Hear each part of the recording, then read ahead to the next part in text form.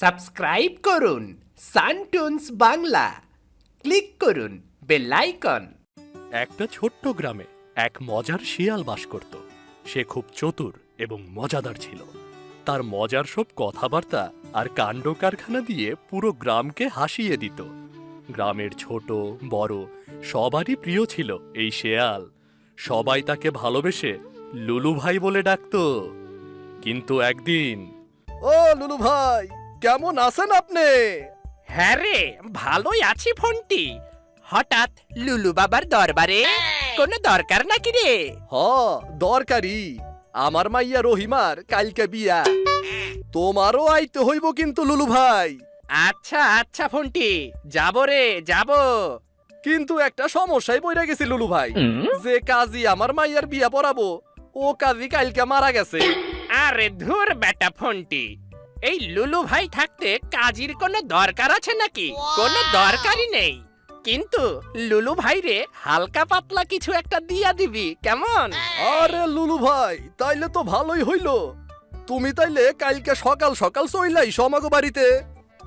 এই বলে বানর সেখান থেকে চলে যায়। শিয়াল একটি কালো সানগ্লাস পরে, গায়ে ঝকঝকে নতুন পোশাক, পায়ে চকচকে জুতা, হালকা শীতের সকাল সকাল একেবারে ফিটফাট হয়ে বানরের বাড়ির দিকে হাঁটছে। আহ, কি যে সুন্দর লাগছে লুলু মিয়া তোকে। কিন্তু লুলু রে, একটা সুন্দর বউ তো জুটাতে পারলি না। কপাল কপাল, সবই কপাল। যাই হোক, পেটের মধ্যে কিছু দিয়ে আসি গিয়ে আগে। কতক্ষণ পর শিয়াল বানরের দরজার কাছে এসে উপস্থিত হয়। বানর খুব খুশি হয় শিয়ালকে দেখে। ওহে লুলু ভাই, তুমি তো একেবারে সিনেমার নায়কের মতো হইয়াইছো। আরে ফোনটি, তোর মেয়ের বিয়ে বলে কথা, আমার তো কিছুটা স্টাইল দেখাতেই হবে নাকি? ফোনটি, তুই তো জানিস আমার বউ নেই। যদি এই স্টাইল দেখে আমাকে কারোর পছন্দ হয়, এর জন্যই হালকা পাতলা একটু সেজে গুজে এসেছি রে। বুঝতে পারছি লুলু ভাই, আজকে তোমারে পুরা হিরো হিরো লাগতাছে। আজকে তুমি একটা নায়িকার দেহা পাইয়াই যাবা। এখন আহো তাড়াতাড়ি, বিয়ের অনুষ্ঠান শুরু করতে হইব যে। শিয়াল সামনে এসে বিয়ের আচার অনুষ্ঠান শুরু করে। চারপাশে সবাই খুশি, আনন্দের সুর। শিয়াল নিজের চমৎকার ভঙ্গিতে কাজের দায়িত্ব পালন করে। বিয়ের মঞ্চ সাজানো ফুল দিয়ে, আর পরিবেশটা পুরোপুরি উৎসবের মতো। সবাই খুশিতে নাচছে, ঢোল বাজাচ্ছে। বিয়ের পর্ব শেষ হতেই শিয়ালের চোখ পড়ে এক সুন্দরী শিয়ালিনীর ওপর। সে দাওয়াতি হিসেবে এসেছে। ও মাই গড, এমন সুন্দরী তো আগে কখনো দেখিনি আমি। বাবারে বাবা। সুন্দরী শিয়ালিনী একটু দূরে দাঁড়িয়ে হাসছে, আর শিয়ালের দৃষ্টি বারবার তার দিকেই যাচ্ছে। ও হে লুলু ভাই, ভাল লাগছে নাকি? বইলা ভালো আমারে। আরে না ফোনটি, আমি লুলু ভাই কাউকে পছন্দ করি না। এই জন্যই তো বেটা লুলু, তোর ঘরে কোনো বউ নাই। হ হ লুলু ভাই, বুঝতে পারছি, কিছু তো একটা কাহিনী আছে, তাই না? ধুর ফোনটি, বাদ দে তো সে কথা। বিয়ের কাজ তো শেষ, এখন আমার সম্মানিটা দে, আমি বাড়ি চলে যাই। ওহো, এই নাও তোমার সম্মানী, 200 টাকা দিলাম। এই বেটা, তুই কি আমারে ফুটপাতের মাস্তান ভাবছত নাকি? 200 টাকা দিয়ে বুঝ দিয়া দিবি? 500 দে বেটা, 500। আরে লুলু ভাই, রাগ করো কেন? এই নাও 500 টাকা। মাইয়াডার বিয়া দিয়া সব শেষ করে ফেলাইছি, নয়তো তোমারে মন খুশি কইরা দিতাম, বুঝলা? ঠিক আছে ফোনটি, আমি এখন চলে যাই রে, আমার আরো কয়েকটা দাওয়াত আছে। তারপর টাকা হাতে নিয়ে শিয়াল বানরের বাড়ি থেকে বেরিয়ে পড়ে। বাড়ি যাওয়ার পথে, আজকের ভোজনটা সেই হয়েছে, সেই স্বাদ। এভাবে যদি প্রতিদিন একটা দাওয়াত পেতাম, তাহলে কাজ কাম আর কিচ্ছু করতে হতো না। কাজ কাম না করেই জীবনটা পার করে দিতাম। হঠাৎ তার বিয়ে বাড়ির ওই সুন্দরীর কথা মনে পড়ে। আরে কি সুন্দরী রমণী মেয়েটা, তার রূপ দেখে আমি বিমোহিত। এত সুন্দর মেয়ে হয় বুঝি? আরে লুলু, ওকে তোর বউ বানাতেই হবে। জীবনে তো আর ভালো কাজ করতে পারলি না লুলু। হঠাৎ শিয়াল সামনে দেখে একটা বানরের বাচ্চা আর একটি খরগোশ একটি রুটি নিয়ে ঝগড়া করছে।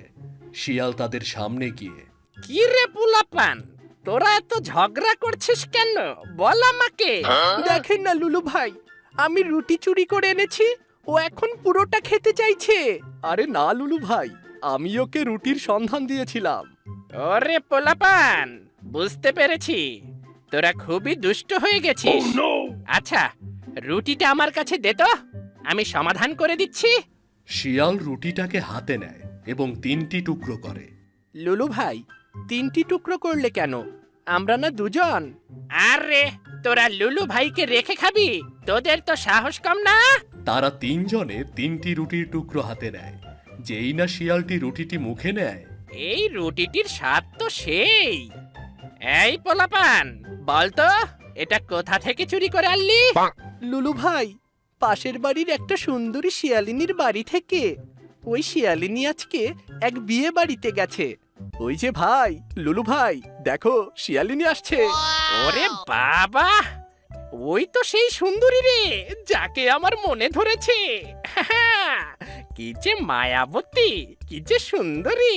পোলাপান, তাড়াতাড়ি লুকিয়ে পড়, আমরা ওর পিছু নেব, ওর বাড়িতে যাব।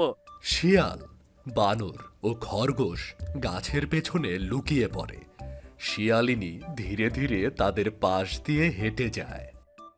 শিয়ালিনী সামনের দিকে যেতেই গাছের আড়াল থেকে তারা বেরিয়ে তাকে অনুসরণ করতে শুরু করলো। কিরে, আমার পেছনে কে? তারা আবার গাছের পেছনে লুকিয়ে পড়ে। শিয়ালিনী কিছু দেখেনি, তাই আশ্বস্ত হয়ে আবার হাঁটতে শুরু করে। আহ, ভয় পেয়েছিলাম, আসলে কেউ নেই। তারপর আবারও তারা তাকে অনুসরণ করতে শুরু করে। পোলাপান, চল চল, আজকে সুন্দরীকে পটিয়েই ফেলবো রে। হ্যাঁ লুলু ভাই, তাড়াতাড়ি চলো। ও কিরে, এবার আমি দেখে ফেলেছি সব। বেরিয়ে এসো সবাই। লুলু ভাই, সুন্দরী আমাদের দেখে ফেলেছে, চলো সামনে যাই। হ্যাঁ রে, যা আছে কপালে, চল। তারা গাছের আড়াল থেকে বের হয়ে শিয়ালিনীর সামনে যায়। কি খবর মিয়ারা, আমার পিছু নিয়েছো কেন? আরে না ম্যাডাম, মজা করছিলাম। আমাদের দেখে ভয় পাওয়ার কোনো কারণ নেই, আমরা এলাকার ভদ্র পোলাপান। আমাকে দেখে কি বাচ্চা মনে হয় মিয়ারা, যে তোমাদের দেখে ভয় পাবো? আর তোমাদের মতো দুষ্টু পোলাপানরে আমার চেনা আছে। আরে না সুন্দরী ম্যাডাম, সত্যিই মজা করছিলাম। ওলে বাবালে, মজা করছো বুঝছি। বলো বলো, তোমাদের উদ্দেশ্য কি? আসলে লুলু ভাই আপনাকে পছন্দ করে ম্যাডাম, উনি খুব উন্নত মানের ভদ্র শেয়াল। তাই বুঝি, কিভাবে? আসলে তোমাকে আজকে বিয়েতে দেখেছি আমি, আমার মনে ধরে গেছে সুন্দরী। আরে না রে ভাই, আমি তো বিবাহিত, সংসার আছে আমার। আমাকে পথ দাও, তোমার নিজের রাস্তা মাপো। সরো সরো সামনে থেকে। এই বলে শিয়ালিনী চলে যায়। লুলু হতাশ হয়ে দাঁড়িয়ে থাকে। শিয়াল লুলু ভাই মন খারাপ করে বসে আছে। খরগোশ ও বানর তাকে সান্ত্বনা দিচ্ছে। লুলু ভাই, ওই রানী তো অন্য কারোর, তোমার কপালে আসলে বউ নেই লুলু ভাই। আরে ওরা কপাল আমার।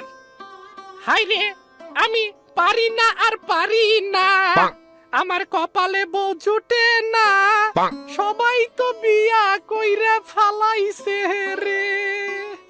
আমি কেন পারি না, আমি কেন পারি না, আমি কেন পারি না রে।